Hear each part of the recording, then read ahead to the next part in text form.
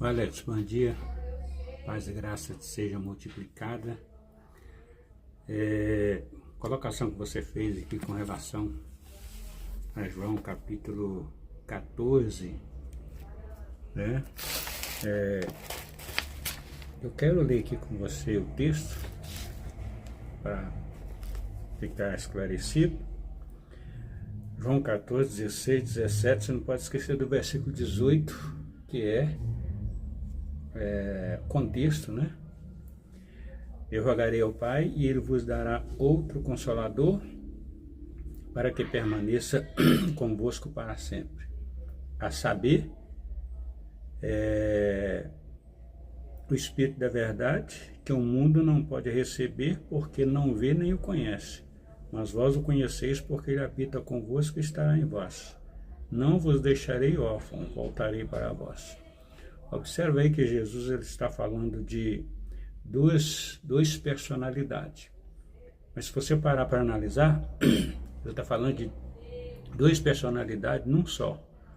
Porque ele fala, o Espírito de verdade que habita convosco. Qual é o Espírito que habitava com os discípulos na época que Jesus estava com eles? Se o Espírito ainda não havia sido liberado, que só foi liberado no dia de Pentecostes.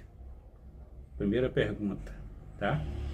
Segunda pergunta, por quê? O que significa habita convosco e estará em vós?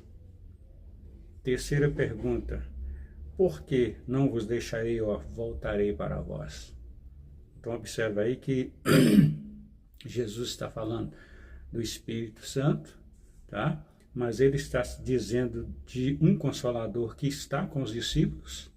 E qual é o Consolador que está com os discípulos? O próprio Jesus. Em 1 João capítulo 2, versículo 1, está escrito lá que se nós pecarmos, nós temos um advogado. Então Jesus, ele é o advogado. Só que no tempo em que essa palavra foi colocada, ele estava um advogado físico. Um advogado no mundo, né, no corpo físico. Tá certo? Então, era um tipo de advogado. Ele estava com os discípulos, sendo advogado deles, no corpo. Por isso ele diz, ele habita convosco, mas ele afirma, e estará em vós. Aí ele já fala da outra dimensão que ele assumiria, após ser ressuscitado, né? Após se tornar imortal, ele assumiria uma outra dimensão, que é um outro Consolador, que agora estaria nos discípulos e não com os discípulos, certo? Então ele está falando